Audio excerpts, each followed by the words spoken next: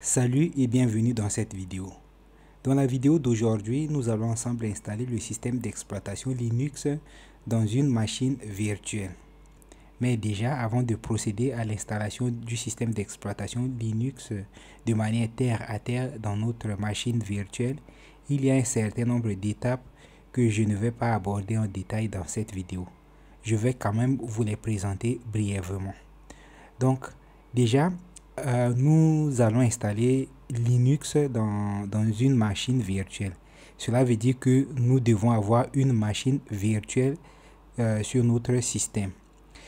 Comme vous voyez déjà ici, moi je suis sur Windows, mais j'utilise quand même une machine virtuelle qui est Oracle VM VirtualBox.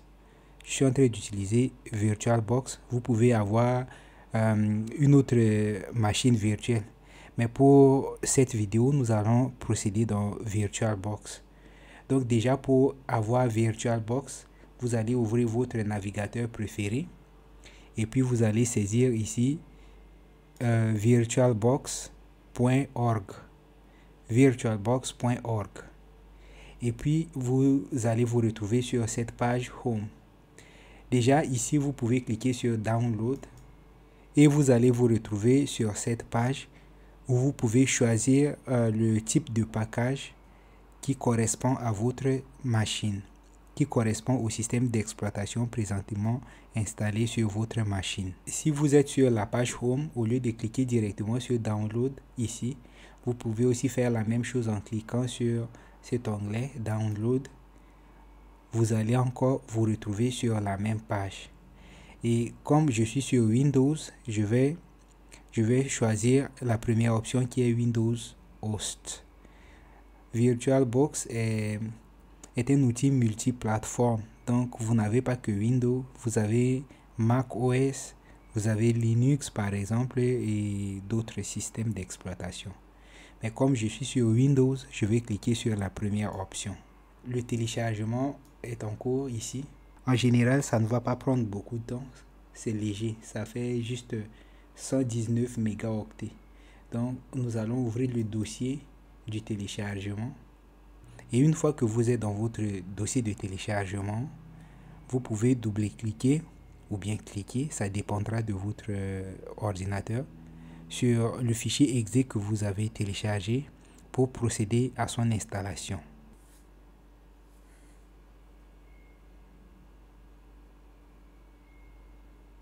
Avant même déjà de procéder à l'installation de VirtualBox, il y a une étape préalable que vous devez faire, si ce n'est pas encore fait.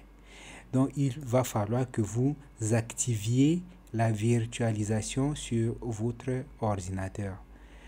Je ne vais pas faire ça dans cette vidéo, mais vous pouvez quand même vous rendre sur le support de Windows pour lire ce qui suit et savoir comment activer la virtualisation. Il y a même aussi des vidéos sur YouTube que vous pouvez regarder. Mais si vous voulez juste voir ça sur notre chaîne Tips et astuces de Maximin, faites-le savoir dans les commentaires. Bref, activez la virtualisation sur votre Windows avant de procéder à l'installation de VirtualBox, sinon ça ne va pas marcher. Ben, comme moi, j'ai déjà VirtualBox installé sur cet ordinateur, il n'y a pas de nécessité que je le refasse. Maintenant, après avoir installé avec succès VirtualBox sur votre ordinateur, la deuxième étape va consister à télécharger le fichier ou bien l'image ISO de Linux. Dans cette vidéo, nous allons installer Linux. Mais ces instructions que je donne sont valables pour Ubuntu et pour d'autres systèmes d'exploitation. Donc pour cela, il va falloir venir sur kali.org. Kali.org et normalement, si vous cliquez sur Download, vous allez vous retrouver sur Get Kali. Et ici, vous pouvez soit télécharger cette option qui est pour les machines virtuelles. Ça n'a pas trop d'importance en réalité. Moi, j'ai téléchargé la première option qui est ici. Donc, je répète que ça n'a pas trop d'importance. Télécharger l'une de ces options, en gros, ça va toujours fonctionner. Mais pour une machine virtuelle, on vous recommande cette option qui est là. Vous allez maintenant ouvrir votre machine virtuelle. Pour moi, c'est une vieille machine virtuelle que j'ai déjà utilisée plusieurs fois pour installer d'autres systèmes d'exploitation. Ça n'a pas d'importance que ce soit une vieille ou nouvelle machine virtuelle fraîchement installée. Donc, l'important, c'est d'aller dans Nouvelle. Vous pouvez créer ici plusieurs machines virtuelles. Comme vous voyez, j'ai déjà Ubuntu. Avant cela, j'avais un autre Windows dans la machine virtuelle que j'ai supprimé. Donc, nous allons en plus de cela ajouter une autre machine virtuelle qui sera Kali Linux. Nous allons cliquer alors sur Nouvelle. Ici, nous devons indiquer le nom de la machine, le nom de notre machine virtuelle. On dit ici en anglais Virtual Machine Name. Pour nous, ce sera Kali Linux.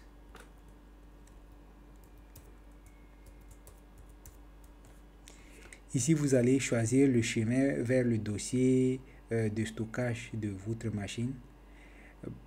En général, le chemin qui est indiqué ici est le bon, donc je ne vous conseille pas de changer cela. Puis, le type de la machine virtuelle, évidemment, c'est Linux. Donc, vous gardez Linux et la version. Personnellement, je préfère Debian 64 bits. Donc, vous pourriez garder l'option qui est choisie par défaut, mais ça, c'est ma préférence personnelle. Je vais prendre Debian 64 bits. Et je vais cliquer maintenant sur Suivant. Là, il va falloir que vous choisissez le volume de votre disque qui sera utilisé pour cette machine virtuelle que vous créez. Le volume du RAM et du CPU. Donc, on va d'abord commencer par le RAM. En gros, il faut être dans la zone verte. Si vous allez dans la zone rouge qui est ici, alors c'est que vous utilisez trop du matériel. Et ça va avoir des répercussions sur le bon fonctionnement de votre ordinateur. Restez dans la zone verte. Pour le processeur, le CPU, par défaut, c'est 1. 1, c'est bon pour Kali, mais je vais quand même augmenter cela à 2. Je suis toujours dans la zone verte, donc il n'y a pas de risque. Je clique maintenant sur Suivant. Ensuite, cliquez sur Suivant. Ici, on vous demande de définir le volume du disque dur qui sera utilisé par votre machine virtuelle. Faites attention, donc indiquez un volume qui est inférieur au volume réel de votre disque dur. Dans mon cas ici, sur mon ordinateur, mon espace disponible fait 44,8 gigaoctets. C'est trop faible, donc je ne dois pas indiquer un volume qui est supérieur ou bien proche de cette valeur. C'est pourquoi je vais garder les 20 gigas choisis par défaut. Pour Kali Linux en général, 20 gigaoctets est suffisant pour son bon fonctionnement. Mais si vous avez plus d'espace disponible sur votre disque dur, vous pouvez augmenter cette valeur. Alors je vais cliquer sur Suivant. Et ici, vous avez le récapitulatif de votre machine virtuelle. Vous avez toutes les informations que vous venez de paramétrer. Donc, je vais cliquer sur Terminer. Et maintenant, ce que je vais faire, c'est de cliquer sur la configuration. Ce que je vais vous proposer de faire ici dans la configuration, c'est d'aller dans Général, ensuite Avancé. Et là où vous avez presse-papier partagé, par défaut, c'est Disable, donc c'est désactivé. C'est que vous ne pouvez pas partager les copier-coller entre votre système principal, entre votre système Windows qui est sur l'ordinateur et la machine virtuelle. Ben, je souhaite copier des choses sur ma machine virtuelle sur l'ordinateur hôte et inversement, copier des choses depuis la machine principale dans ma machine virtuelle. C'est pourquoi je vais activer cela. Donc, je vais mettre bidirectionnel. Bidirectionnel signifie que je peux copier depuis cette nouvelle machine virtuelle vers ma machine hôte et inversement. Mais si vous voulez copier par exemple seulement depuis la machine virtuelle vers la machine principale, vous choisissez cette option. Si vous voulez aussi copier seulement depuis la machine principale vers la machine virtuelle, vous choisissez celle-là. Ben moi, je vais dans tous les sens, c'est pourquoi je choisis bidirectionnel. Pareil pour glisser et déposer. Je vais aussi choisir bidirectionnel. Je vais glisser des choses depuis cette machine virtuelle vers la machine principale et inversement. Une autre configuration aussi que je veux que vous fassiez est dans l'affichage. Donc, vous devez augmenter la mémoire vidéo jusqu'au maximum, par exemple. Et là, le contrôleur graphique, gardez ce qui est choisi par défaut, mais activez aussi l'accélération 3D. Maintenant, vous devez aller dans stockage, cliquez sur vide, puis cliquez sur ce symbole de disque que vous voyez ici. Ensuite, choisissez la deuxième option, Choose a Disk File. Cela va vous permettre d'aller retrouver le fichier ISO que vous avez téléchargé tout à l'heure, le fichier d'installation de Linux. Bon, dans mon cas, je vais choisir ce fichier ISO et je vais cliquer sur Ouvrir. Enfin, allez dans Réseau. Et ici, une autre configuration que vous pourriez faire, c'est au lieu de garder NAT, ce que vous pouvez faire, je vous conseille de choisir par exemple cette option accès par pont. Cela vous permettrait de donner une adresse IP à part entière à votre machine virtuelle. Et c'est toutes les configurations que je voulais vous montrer ici. Et donc, on va cliquer sur OK pour terminer la configuration. Maintenant, pour installer le système d'exploitation Linux à proprement parler sur votre machine virtuelle que vous venez à peine de créer, vous devez cliquer sur Démarrer. Ensuite, dans la boîte qui s'ouvre, vous avez l'option Graphical Install qui est déjà sélectionnée par défaut. Donc, nous allons faire une installation graphique. Si vous avez des difficultés à placer votre curseur dans cette boîte de dialogue, appuyez sur la touche CTRL droit de votre clavier. Je vais cliquer sur Entrée pour continuer avec l'installation graphique. Nous allons choisir la langue à utiliser pour l'installation. Ce sera aussi la langue du système. Pour nous, c'est le français. On va continuer. On continue.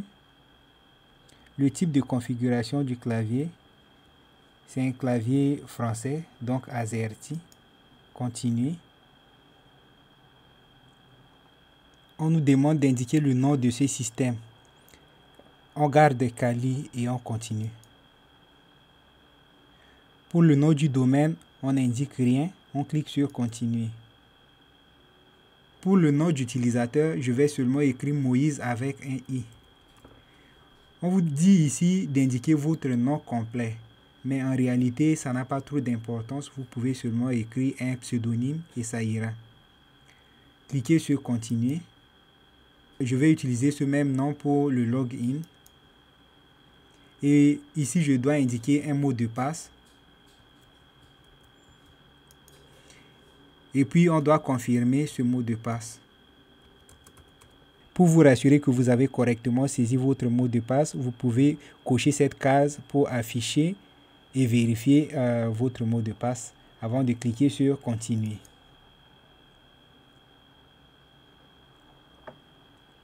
Maintenant, nous devons partitionner les disques.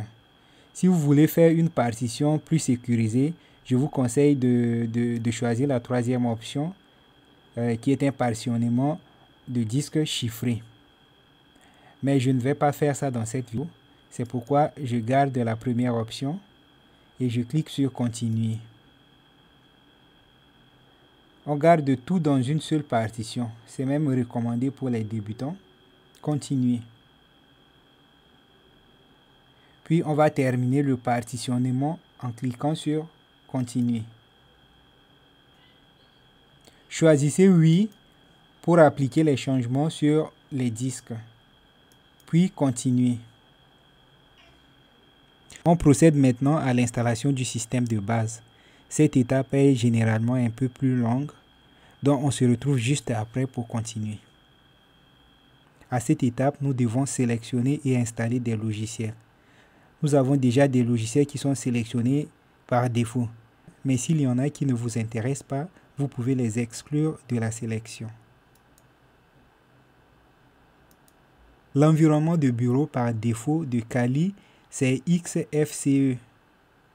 Mais en plus de XFCE, vous avez aussi le GNOME, vous avez KDE Plasma. Donc, en fonction de vos préférences, vous pouvez choisir de décocher l'environnement par défaut et de choisir par exemple le KDE ou bien le GNOME. Si vous ne savez pas quel environnement de bureau Kali est le meilleur, vous pouvez venir par exemple sur le site officiel de Kali, kali.org, là où vous avez téléchargé l'image ISO, et puis défiler vers le bas. Vous allez donc pouvoir lire ici une présentation brève mais claire sur ces trois types d'environnement de bureau. Vous avez donc le XFCE, vous avez le GNOME et le KDE Plasma. Donc en gros, choisissez le type qui vous plaît ou bien lisez pour vous orienter dans votre choix. La page est en anglais, mais vous pouvez toujours la traduire en cliquant sur la traduction de Chrome de votre navigateur. Et je vais cliquer sur continuer. L'installation des logiciels est en cours. On se retrouve juste après. À ce niveau, nous devons installer le programme de démarrage Grub. On choisit oui, puis on clique sur continuer. Choisissez le disque et continuez. L'installation est maintenant terminée. Cliquez sur continuer pour redémarrer.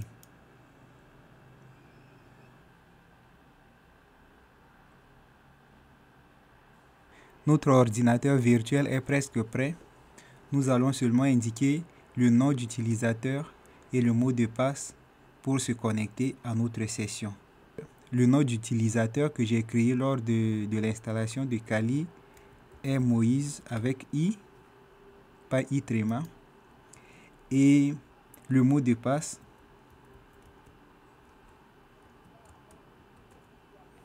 puis on va soit appuyer sur la touche entrée, soit cliquer sur se connecter. Et félicitations les amis, votre ordinateur virtuel est déjà prêt. Vous pouvez l'utiliser. Vous venez donc de créer votre première machine virtuelle, si c'est le cas. Et avant de terminer cette vidéo, il y a une petite astuce que je voulais vous montrer. Vous pouvez afficher votre machine en plein écran. Comme vous voyez ici, l'écran est réduit. Vous avez un petit écran, presque un carré, au milieu de votre écran principal. Pour afficher votre machine virtuelle, pour afficher l'écran de votre machine virtuelle en plein écran, vous pouvez soit venir ici en haut, sur écran, et sur le mode plein écran. Vous cliquez sur le mode plein écran. Mais vous pouvez aussi appuyer sur la touche CTRL droit de votre clavier, CTRL droit de votre clavier et en combinaison avec la touche F. CTRL droit plus F va avoir le même effet que le mode plein écran. Je vais donc cliquer sur plein écran et permuter. Maintenant, l'écran de ma machine virtuelle va occuper tout l'espace disponible sur mon écran principal. Je pense que c'est plus confortable comme ça d'afficher votre machine virtuelle. Eh bien les amis, c'est tout pour cette vidéo. Merci de l'avoir regardée jusqu'à la fin. Si elle vous a plu, je vous prie de la liker et de la partager avec vos amis, vos proches. Vous connaissez la chanson. Et si c'est une première fois que vous regardez nos vidéos, je vous encourage à vous abonner. De cette façon, vous n'allez pas rater nos prochaines publications. Et donc, pour l'instant, je vais vous dire au revoir et on se retrouve dans une prochaine vidéo qui sera mise en ligne très bientôt. Bye!